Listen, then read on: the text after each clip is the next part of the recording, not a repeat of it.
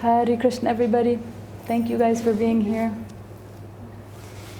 And I'm sorry for being late. Next time I'll have it differently scheduled, so I'll be on time. So today, this is Vedic Psychology, the first Vedic Psychology lecture I'm doing. And so I'm going to do a little bit of an overview of kind of what Vedic Psychology is. And this is kind of just a little intro class. It's not going to be as interactive today, but it will be going forward, and I'll explain kind of what we're doing today versus the rest of the classes.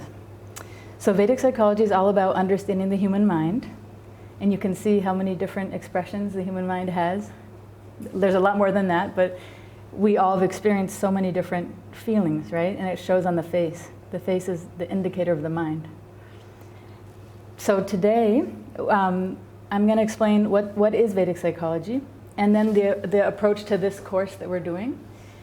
And then I'm going to talk about 3 learning styles, because we have to understand how to learn before I can actually teach.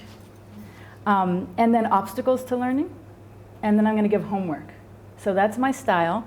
I always give homework, whether you see me individually or in a group. I can't help myself. It's totally optional if you want to do it or not, but I think it would help because I'll be teaching every week, and it gives you something to do in between the weeks. So what is Vedic Psychology? Vedic Psychology is a field of science created by Dr. Satyanarayana Dasa Babaji. And he's pulling like the essential teachings about the mind from all different scriptures. And he combines theory with practical application.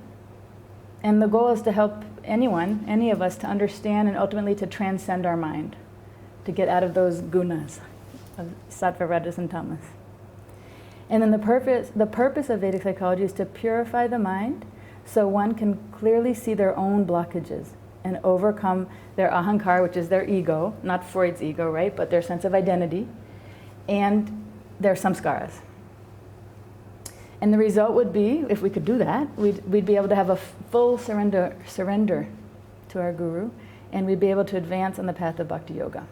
That's why Babaji thinks Vedic Psychology is so important. So I'm just going to do a little bit of the history, because a lot of people might not know. I already said Babaji created this Vedic Psychology field, and I implemented it. And now it's been being practiced by thousands of people all over the world. But I have this picture here because this is how it started. He gave me all these papers in 2015, and it looked like that. He just gave me stacks of papers. He's like, "Oh, you're a therapist?" I'm like, "Yeah." He's like, "Can I show you something?" And he gave me just like stacks and stacks of papers that looked like that. And I was like, "Oh my God." And he goes, just read through that. And you know how Babaji loves to read? I'm not a big reader. So I was like, read through that? That's going to take like a year, you know? But anyway, so he said, read through it and see what you think. See how you can use it with your clients. I said, okay. So I started going through it, and it was so philosophical and so deep, you know? And I was like, I don't know, like, I was like, whoosh. I mean, I don't come from a background of ISKCON or any bhakti yoga, so it was just like all going over my head, you know? And I'm like, is there anything I can salvage out of this, you know? Because at that time I was living in Florida working at a hospital for kids. I'm like, so how can I apply this in my life to my clients, my patients, you know? And so then what happened was I came up with this. This was the initial sketch I made in 2015, actually exactly this month. Remember, Jai, when I was here for those 2 weeks in that July?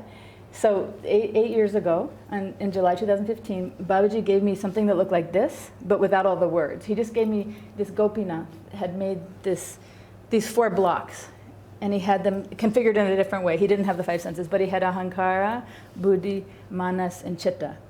And so that was my initial sketch when I understood what they were and how they interacted. I'm not going to get into it now, but part of the course will be this. But I'm just showing a little of the history, that I was trying to make sense of what all this is, you know, and how they all work. So that was that. And Vedic Psychology, just kind of like a little bit of a summary slide here, is that Babaji revealed these ancient Vedic secrets. Some of them are how to get along with even your worst enemy, a detailed analysis of the parts of the mind, the modes of the mind, sattva, rajas, and tamas, which seems like, oh, we all know that, you know, it's in the Bhagavad Gita, it's in Ayurveda, but the way he taught it to me was like very deep and a whole book could be written on that actually, just sattva, rajas, and tamas. And I went to school, you know, to study Ayurveda, and when I studied there, with Bart. I know you're on the call, Bart. We studied together, Bharata, and that was so like minute what they explained to us, right? It was like one class, a couple hours or something. And I remember when I met Babaji, he was like, why are you talking about Vata, Pitta, Kapha all the time? This Sattva, Rajas, Tamas is the real thing, the mind, not the body. So he taught me a lot more about that. And so that's a really important part of Vedic psychology as well. And I'll get into that a little bit later in these slides. And then ideal parenting, which is a huge thing about what an ideal parent is that I didn't even know until I met him, until I explained all these things about what the parents that I had worked with children, and my own parents and other people's parents. And then he told me, well, actually, here's what a parent should be like. So we teach a lot about that too. And so then that's kind of what he revealed. And then I took it and put it into practice with my clients and with my patients, starting before I lived at the ashram, just when I was in Florida. And so Vedic psychology takes a root cause approach. So for those of you who are not that familiar with Vedic psychology, but you're familiar with, for example, Ayurveda, they also go to the root, And so it's similar to that, but we're doing it with the mind, So we do. What I did was I made a parallel. So if Babaji's teaching how to get along with even your worst enemy, how I applied that was through ahankara management, how to manage your own ego, your own ahankara, and how to manage the other person's.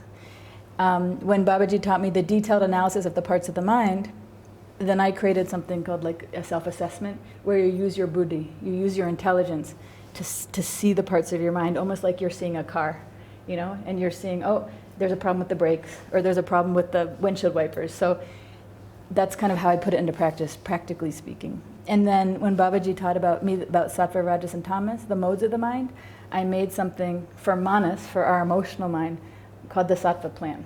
And a lot of my clients, I've put them on that plan, and they've had good results of getting your mind out of tamas into rajas, so then you can eventually get into sattva. And I call it like sattva-size your mind. So that's how I implemented that. Again? Sattva-size, I made it up. Sattva-size your mind. And so I'll get into that actually, practically. I made a slide to show you.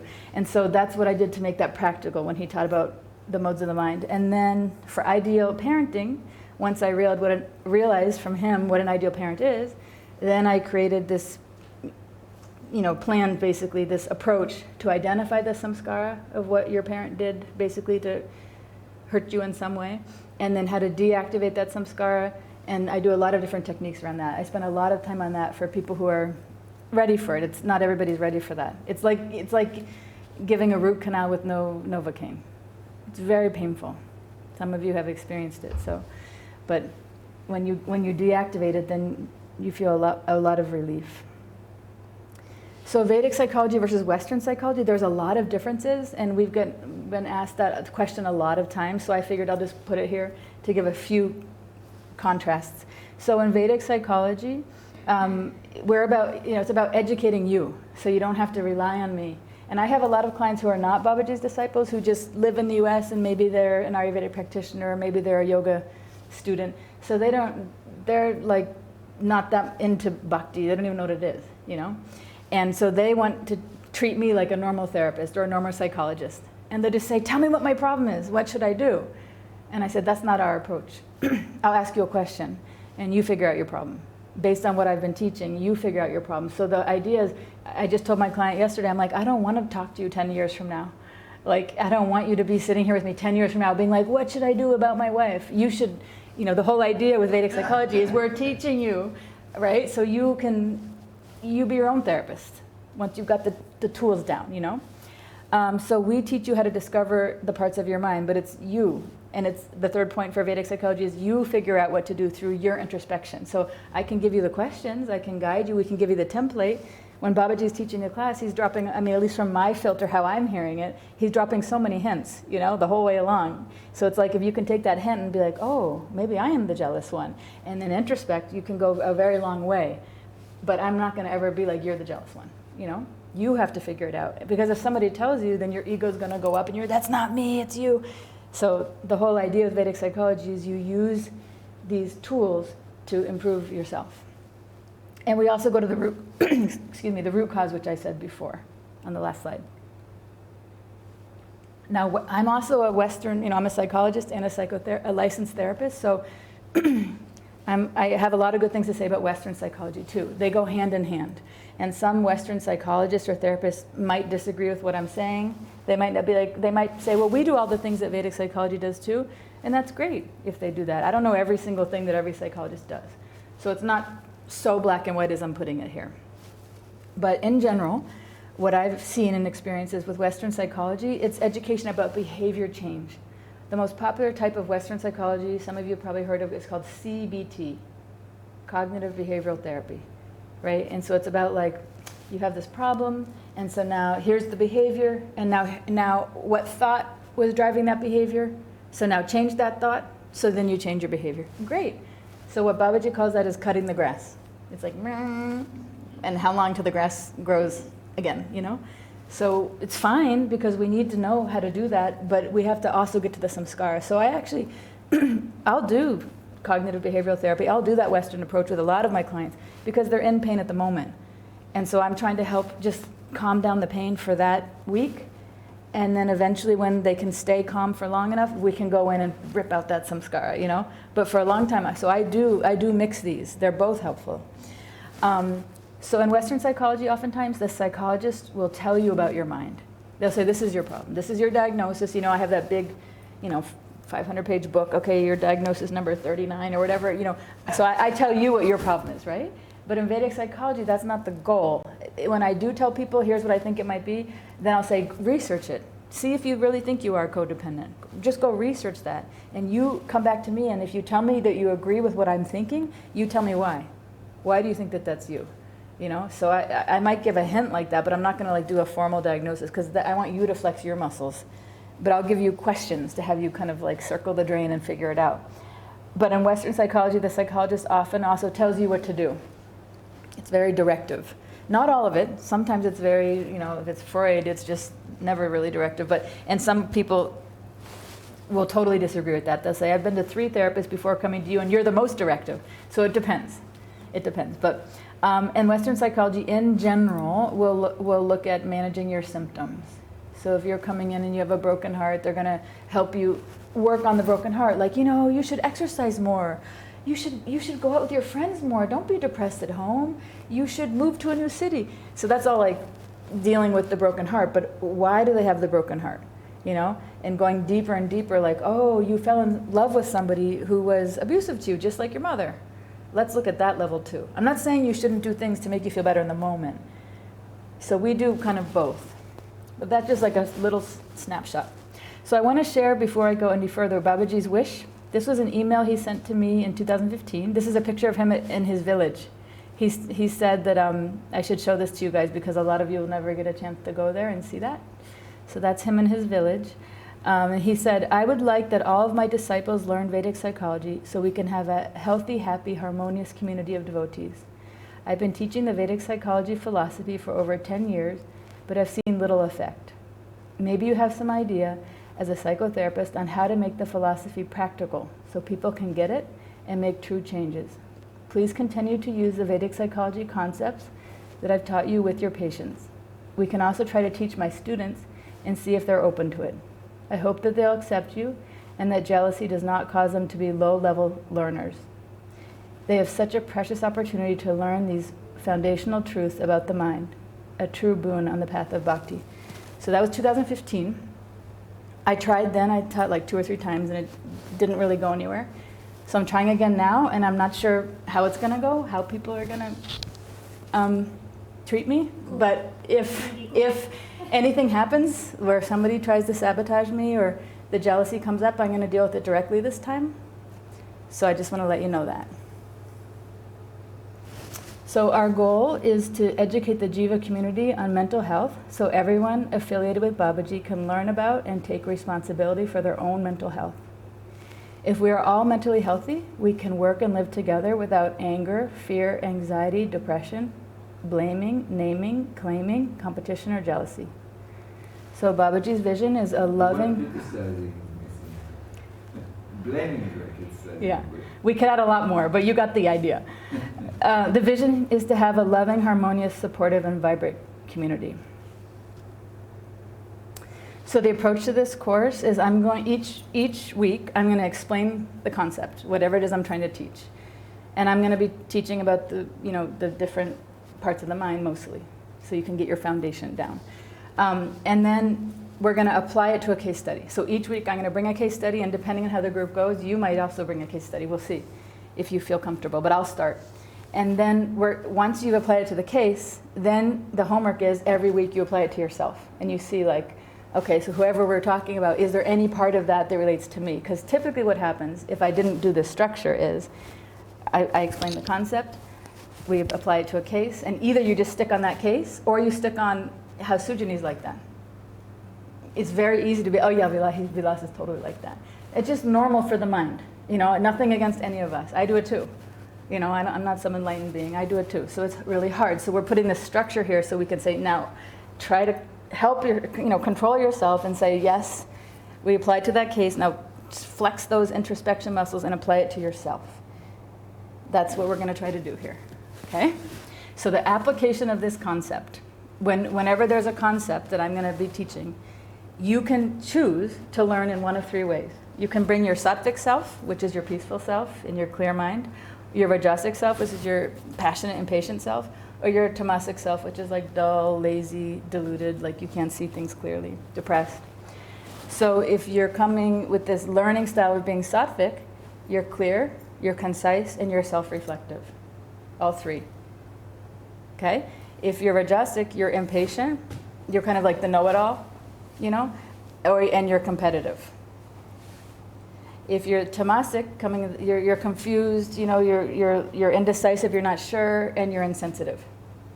I'm going to share these slides with you guys after, so you don't have to try to write it all down, because I talk fast and it's a lot of content. Don't worry. I'll send it to you. I think it's also being recorded. Okay, so you can watch it if you want to, okay? So sattva, rajas, tamas, some of you know this already, and some of you it's new. So I'm going to continue with it in the next slides as well. So there's two categories of students. This is from the Skanda Purana. There's like the high level student, and then there's a low level. The high level, you see that swan, and the low level is the camel. He's like, huh? He's like chewing thorns. He's like, oh, that tastes good. Okay. So the low level students also are like a wolf. The low level student, like a wolf, creates disturbance and makes sounds and disturbs like herds of deer. So if you think about it, it's so easy to think, because we're all in a class together. You can be like, I know who's like that. I mean, you can't even help it, right? Didn't your mind already went to, who's like that, right? So this is the hard part. You have to think, have I ever done anything, and even just once, that was disturbing to the class?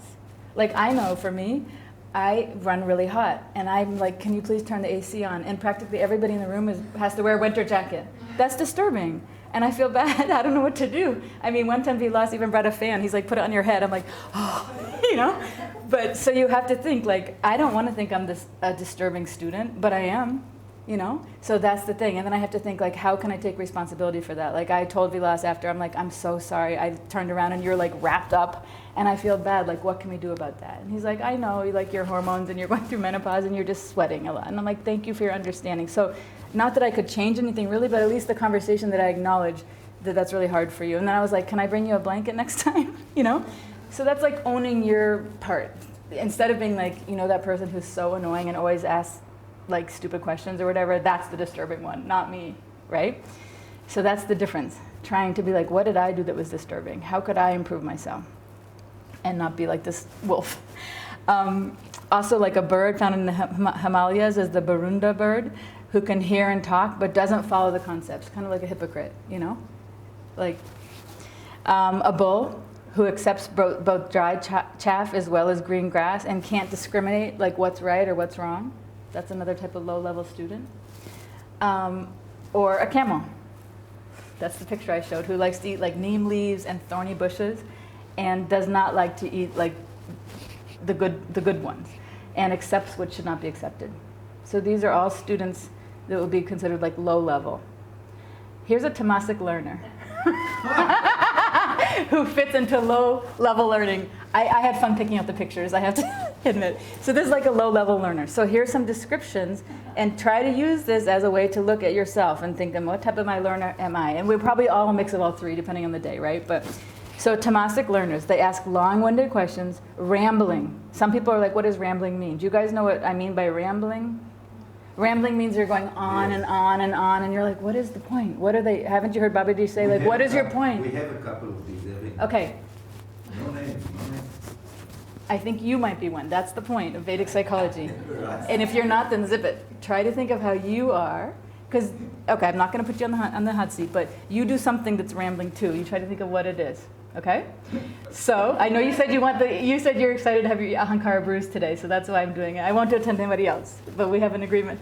Okay, so, so another thing that's tamasic is they're confused, and so they're so confused, but they're like confidently confused. They think they know everything, so they never ask a question. Or they never ask a question, or they just never ask any questions. Either they're so confused, or they think they know everything. One of those two things is why they would never ask a question. Because they know everything, but they actually don't. Like if you actually talk to them, they don't know anything, but they think they know it. Or they're just so confused like this guy. He's like, huh? I don't even know what's going on.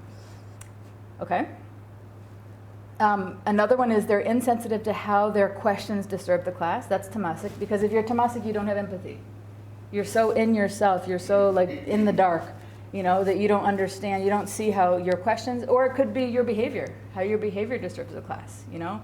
Like if I was in the mode of tamas, which I have been, but in that moment when I wasn't, I noticed that I was disturbing you with the AC, you know. But maybe other times when I was in my own head or I was depressed about something, I wouldn't notice how my behavior disturbed the class, you know. So that's why I'm saying with these modes of sattva, rajas, tamas, it's not that we're always sattvic.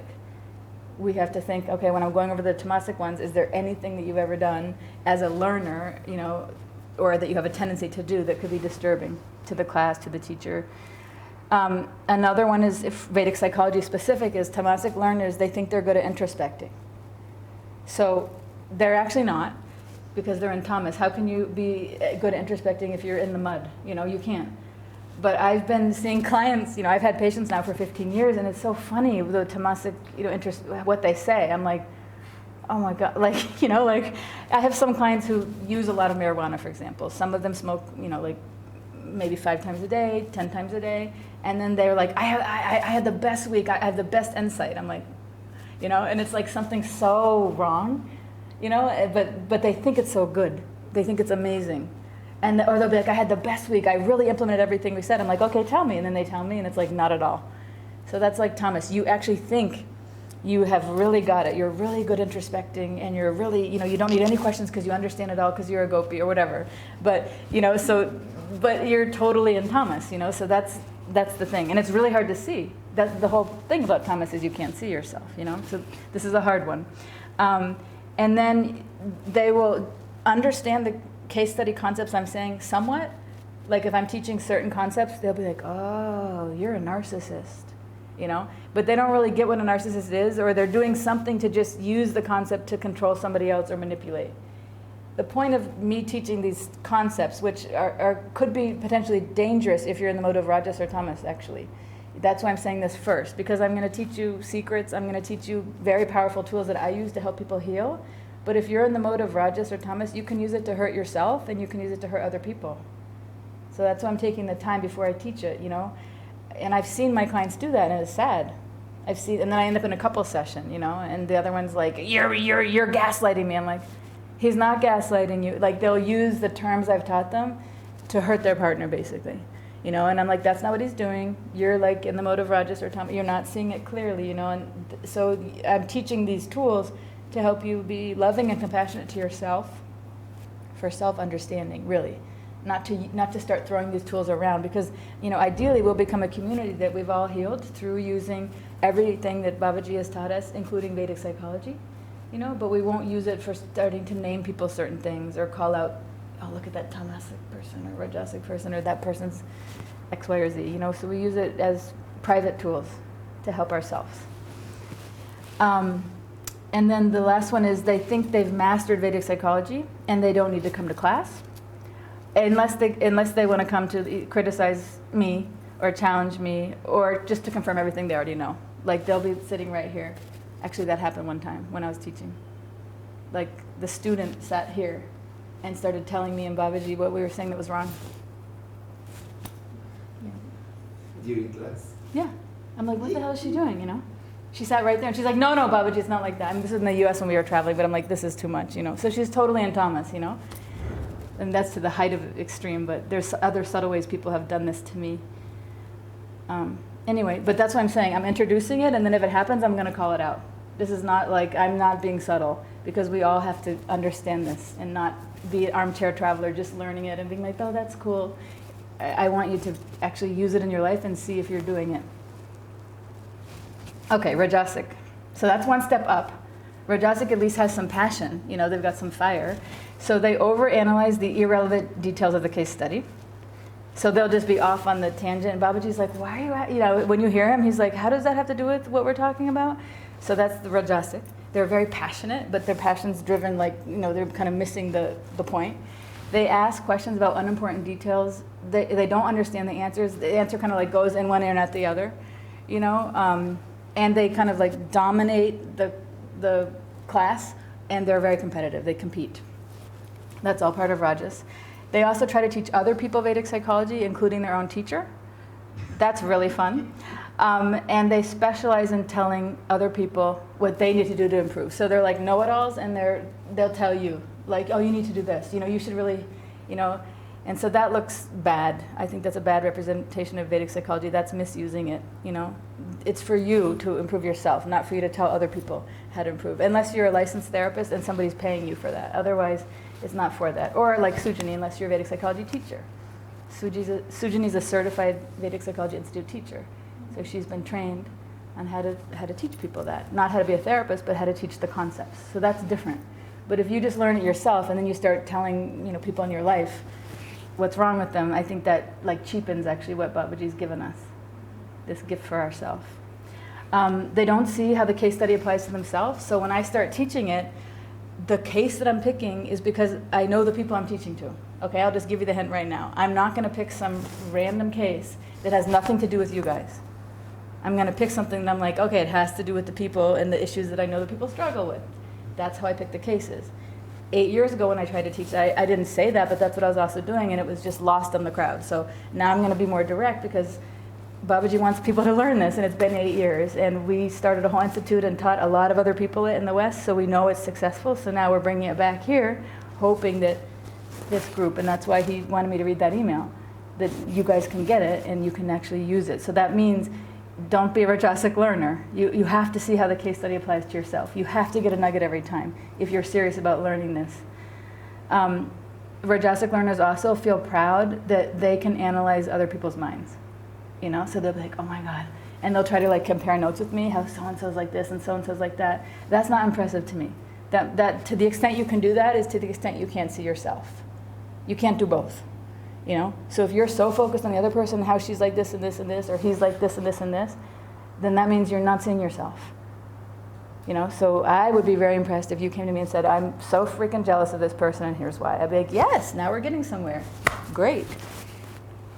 Okay, so high-level students. Some examples are the Chataka as a bird, which only drinks rain clouds. A swan, which makes a distinction between water and milk. So making distinctions, right?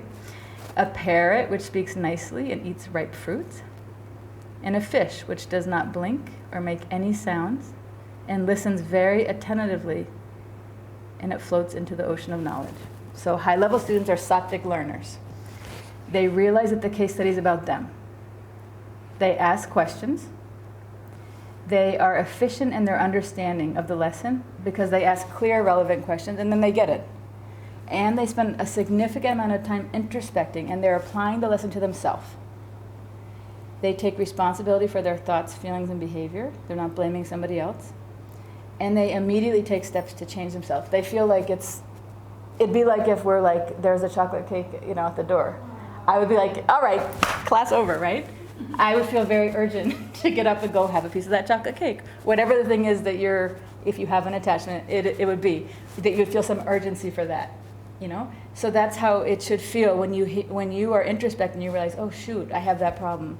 I can't manage my anger, or I have this anxiety thing. Whatever your thing is, the sattvic learner feels a sense of urgency to work on that. Not passionate like the Rajasic learner, but urgent, like it's bothering me. There's something that doesn't feel clean about me, that I have to work on. So it's very difficult to learn Vedic psychology if you're not a sattvic learner. You probably have deduced that by now, but I just wanted to highlight that point. So we want to apply the concepts I've been teaching now to ourselves. Okay, so how to be a sattvic learner. So the way my approach is that you analyze your mind and your five senses. The first thing is your mind in the mode of sattva? If this concept is new to you of sattva, rajas, and tamas, I've done a very crash course on it very fast. So you can also research it. What is sattva? What is the mind in the mode of sattva? What is it in the mode of rajas? What does it look like in the mode of tamas? And try to figure out what mode your mind is in. And it's changing all the time, but in general, what is the mode that your mind is in? And then, are you taking sattvic inputs through your five senses? So you have your five senses. Some problem? And so there's, through your eyes, you can take in sattvic, rajasic, or tamasic things. Through your tongue, through your ears, through your nose, so through your touch. So every sense, you can try to make conscious decisions to put sattvic things in or not. And first, you can do an assessment and be like, oh, like I've got a lot of rajas going on. Or maybe you're doing all sattva, and I'll explain that in a minute, the next slide. And then you set a goal so first you get a snapshot of where you are, analyzing your mind and your five senses. Then you set goals for change. Like what, if anything, do you think needs to change so you can be more sattvic? And then you commit when you're going to make the change. Like we're having class tonight, I'm going to email the slides tonight. We're meeting again in a week, if you're brave enough to come. If you decide to come next week, it might just be me talking to one person, but that's okay. But if you're brave enough to come, then hopefully you will have picked one thing you want to change. You will have realized I was tamasic there, I was rajasic there, or not sattvic enough there. So you set a goal like, okay, by next Saturday I'm going to have changed this. And then you make the change. That means you have to change something about how you're thinking about something. You can have sattvic, rajasic, or tamasic thoughts, how you're feeling about it, or how you're acting about it. And then you have to change. So here's your five senses in the state of sattva. For example, for the sense of taste. Fresh food that's mildly spiced is sattvic. Like microwaved or leftover food is not sattvic. There's you could research more, but in general, crash course on taste. Also, you could eat the most sattvic food, very fresh, that Dada just made this beautiful khichdi, it's perfect. It's been offered, now it's ready to eat. The only thing is if you eat in a rajasic way, like, actually I eat like that sometimes. I'm like, oh my God, I have a client in 5 minutes. I'm like, okay, yeah. And then I'm like quickly emailing and doing that. So that's totally rajasic. So I've ruined the whole sattvic plan, even though it's the most sattvic food. And we often forget that, right? We have the Ayurveda cookbook and we're like, oh, whatever, like I used to do that. Yeah? And how did you eat them? Yeah. Or like walking and eating, So the thing is that we have to eat in this very calm way, with calm company or in silence. So eating, the food is one thing, but how we eat is the other thing. And then when we eat it. Sattvic people are regulated, Every day it's at the same time breakfast, the same time lunch, the same time dinner. So that's also, it's like what you're eating, how you're eating, and when is all part of the sattva package. So maybe like for me, I would say, okay, I'm eating the good sattvic food, but how I'm eating, that's gonna be my goal. I'm gonna try to eat in a more like calm, quiet way this week. That's an example of one goal you could try to set for the week. And then touch, the sense of touch is one idea to be sattvic. Would you just give yourself a self-massage, or if you're already getting massages, that's wonderful. You might not need to do touch then, if you're good with that. But otherwise, a self-massage is very soothing, and that's calming, to your nervous system. Your skin is like all part of your nervous system. Or you could wear soft clothes. Sometimes we wear rough clothes, itchy clothes or something, so you could change your clothes, wear something soft. For the sense of sight, the colors that are sattvic are pastel colors, like a light yellow like this, or white, so you could change the color, or if you're already wearing white, you're good. You can check that box off. But if you want to try to stay out of tamas and rajas, you can avoid wearing like dark colors or bright colors. But the bottom half doesn't matter. It's what's around your eyes, what's reflecting with your eyes. Or if you're in tamas, which is like that means you're feeling dark and heavy and dull, then you actually want to wear a bright color, because you have to wear bright to move yourself into you have to wear a rajasic color, like bright orange or bright green or bright red, in order to move eventually to the sattva mode. You can't skip rajas. So you have to assess yourself where you're at. And then the sense of smell, you could use like lavender, rose, jasmine, some sort of nice light floral smell. And then the sense of sound, you can listen to calming music or even kirtan, you know, whatever can make your mind feel peaceful and calm and content. What's happening? No, I just read the sound part and then it says listen to calm music Yeah. or kirtan and avoid gossip criticism. As you could also put a recording of that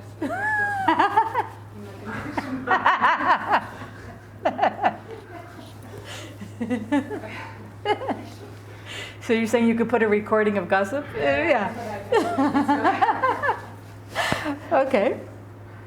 So that's the thing is with the sense of sound, you could do the positive thing, but you could also say, well, I already listened to kirtan, I already listened to calm things, but then you could cut something out. So for all these, you could decide to add something or cut something out, you know, for your change. You could say, okay, for this week, I'm not going to listen to any, you know, criticism. If somebody's criticizing, I'm going to say, I don't want to hear that or whatever. Or you could say, well, I can't control that as much, but I'm going to listen to more peaceful music. Oh, in the next 5 minutes, I'm not going to think anything negative about myself. Okay. Criticize. Yeah, you can make that as a goal. You can make that as a goal. That's your internal sense. That's not one of these, but you could do that. Okay, so being a sattvic learner is easier said than done. Why? Here's the three big obstacles of being a sattvic learner. 1, ahankara, our sense of identity. You see the kitten who thinks it's a lion? 2, manas, emotional. 3, samskaras are personal programs that drive us to behave in ways that are not serving us or others. Ahankara, enemy number 1. Always right, thinks it's perfect, blames others, can't see its own flaws, can't introspect, compares to others all the time and criticizes, is very, very sensitive to feedback and hates change. So you can see how you cannot be a sattvic learner if your ahankara is too big. It just doesn't work. So you've got to get your ahankara into the mode of sattva too. Ahankara can be in sattva, rajas, and tamas. So you've got to say, okay, given those descriptions, where is my ahankara?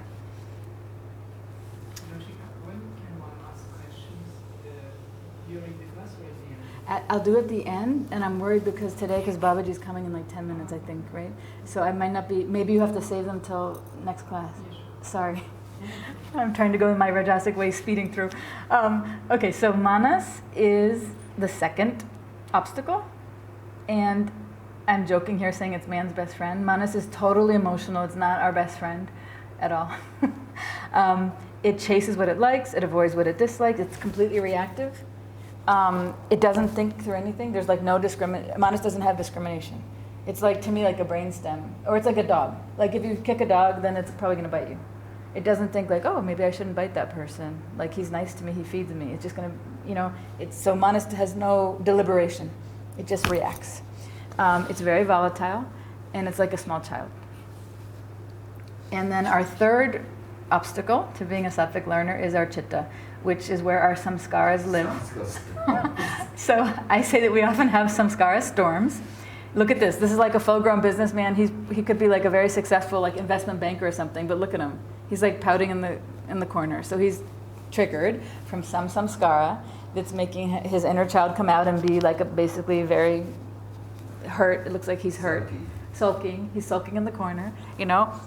Your samskaras make you like hypersensitive. We all have different samskaras, so I might be hypersensitive to, you know, to whatever my samskara is, versus you have a different samskara, you know. So I wrote about that in my book, my father's samskara. So if a man in authority is critical of me, that's when I'm going to get like weak and be like shaking, you know. But someone else might have someone whose mother was unloving to them, and then they feel abandoned, you know. So it just depends on our hypersensitivity. That's how you can tell what your samskara is. When you're having a strong emotional overreaction, that means it's a samskara, even though we might not know what one it is. Samskaras make us act very emotionally mature, and usually like a young child.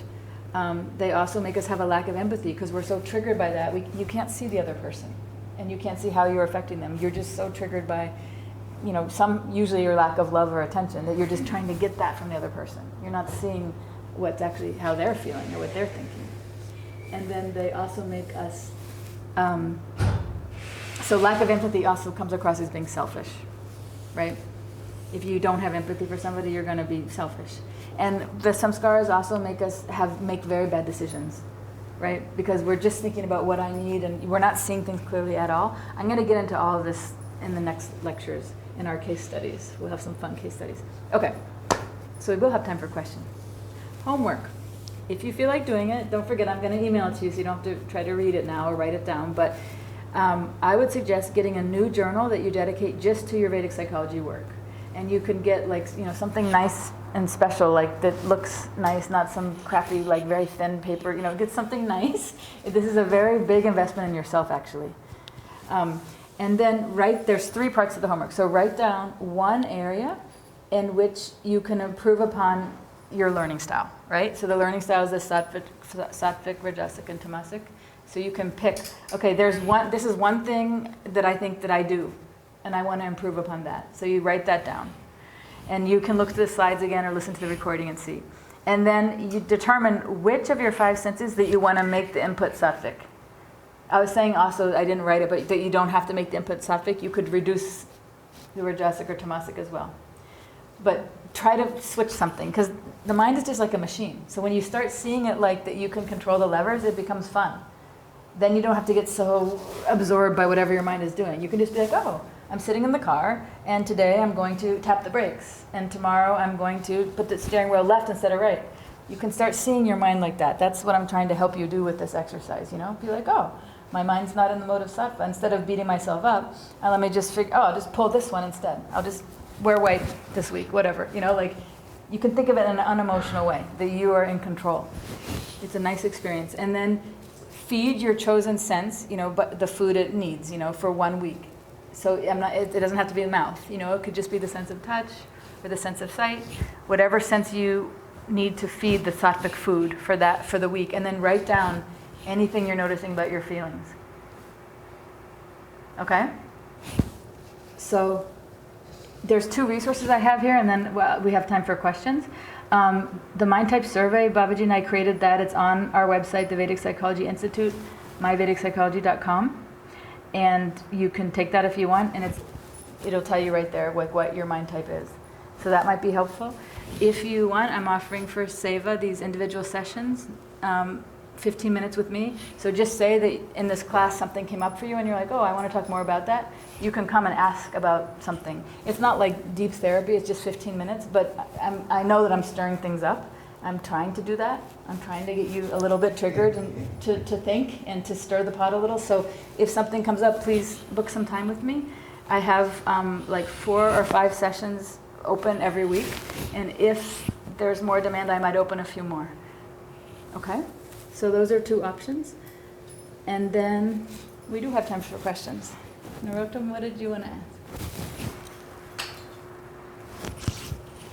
My question is related to ahankara.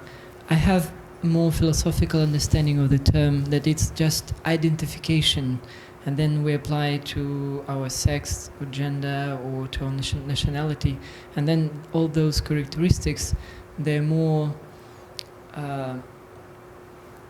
they go beyond just identification with who we are, like seeing things it's perfect. For instance, a dog also has ahankara and does it, but he doesn't think himself as perfect. So does ahankara here have a very precise connotation which you study in Vedic psychology? So just in a nutshell, your question is? My question is that ahankara for me, as far as I understand, is just identification. It doesn't have any characteristics, bad or good. Okay. While here we have compares, criticizes. Right. So that's why I'm... So you're asking, is ahankara just identification, or does it have these characteristics? Exactly. Okay. So everyone has ahankara. So does that mean that everyone will have these characteristics? Okay, good question. Yes. Unless you're, beyond the guna. So basically, once you have a sense of identity, which we all have, once you have that, okay, ahankara is your sense of identity, right? So you are narottam, and this body is also, I'm not talking bhakti philosophy. I'm just talking like basics. So whatever your sense of identity is, like I'm Joshika, I'm a psychologist, I'm a woman, I'm 51 years old. Those things, that's who I think I am. So that makes me, once you, whatever you identify with, then all these things come. Okay? So let's go with I'm a psychologist, just to give you the example. I'm a psychologist. So now, if somebody else is a psychologist, I'm going to kind of compare myself to them. I'm going to start doing like, well, oh, she's a psychologist too? But I'm better than her. I know more than her. I'm going to start criticizing. I'm going to start comparing. But now imagine somebody comes who works in a, what's it called? Like an aquarium. Like they work with sea animal. I have no clue about that. I'm not going to compare and I don't care. Like if some lady who works with whales comes or something and dolphins, I'll be like, oh, that's so cool. Like I'll ask a few questions, but I won't be like, my feathers will not be ruffled, So depending on how you, in other words, ahankara is your sense of identity, that's right. But all this stuff comes based on who you think you are. So I'm going to be very sensitive to feedback. I don't want to change because ahankara, those characteristics, and some of those characteristics are, all of these are basically in, everybody does this. Does that make sense, or am I absolutely. circling? Yeah, no. And then the purpose of the Vedic psychology is to transcend ahankara, but not really. Not so what is the purpose of the Vedic psychology in terms with of ahankara? It's to right now I'm here for myself, but with Vedic psychology, it's not to transcend it because we never can get rid of our ahankara. If we do, we're going to be like horribly depressed. So we still have it, but now our ahankara is for Babaji. We turn our ahankara to him. Then it won't be doing that stuff. It'll be thinking of what's best for him, and then there won't be all the issues that we experience in any spiritual community because we're all one. We all feel like, so then we wouldn't be criticizing and backstabbing and jealous because that'd be like Babaji going like this to himself. Could you see Babaji doing that? But that's what we do when we do that to each other. I'm his right hand, you're his left hand. You're his heart and you're his foot. Like we're all part of him. But we don't see that because we have our individual ahankara. No, this is my seva. This is, So that's all of our ahankara, individual.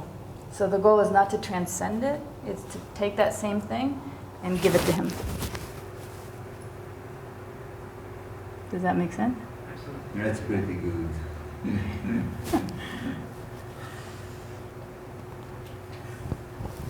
I understood ahankara always as a sense of that you have this idea or thought that I'm the best, which matches with what you just explained about if you're a psychologist, so that's your field. Yeah. So you have these feelings because you think, as an example, right?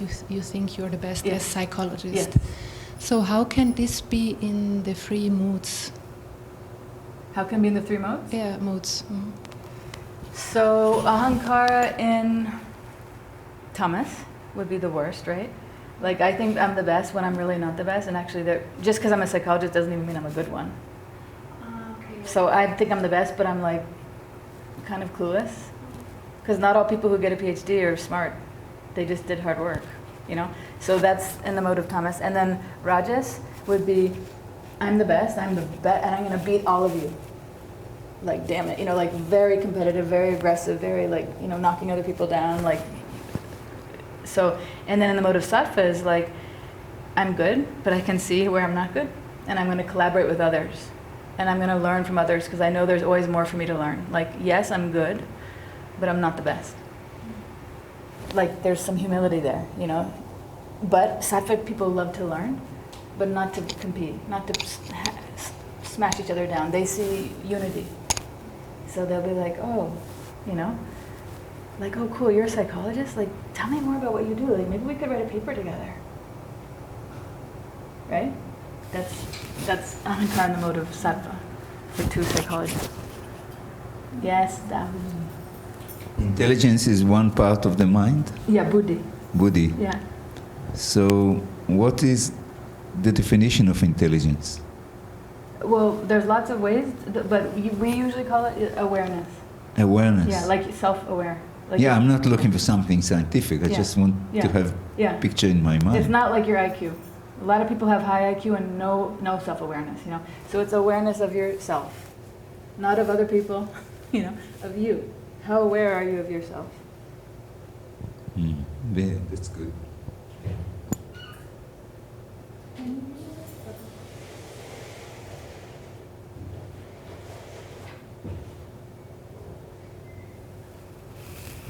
I think there's Amazon delivery? I think there's a few in the chat too.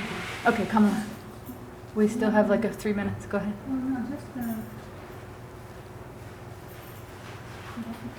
so just I want to say, now you have given kind of picture, and by you talking and me listening, I got an idea how, and at least a little bit where maybe could be my position, where I'm standing between these three learners.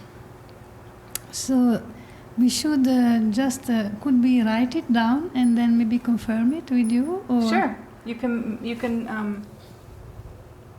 meet with me Yeah. and you tell me why you think you are that. Okay, okay. Yeah. Good. Also, people probably might not want to do this, but I would suggest first, before meeting with me, check with somebody that you know. Check with somebody in this group. You guys know each other pretty well, so be like, I think I'm like this. What do you think? Mm-hmm. Like, that's another idea, is that we start, somebody you feel safe with, who's not going to criticize you, make you feel bad, you know? Okay, okay. Babaji is coming. Thank you. Jai Ho. So, yeah, thank you guys.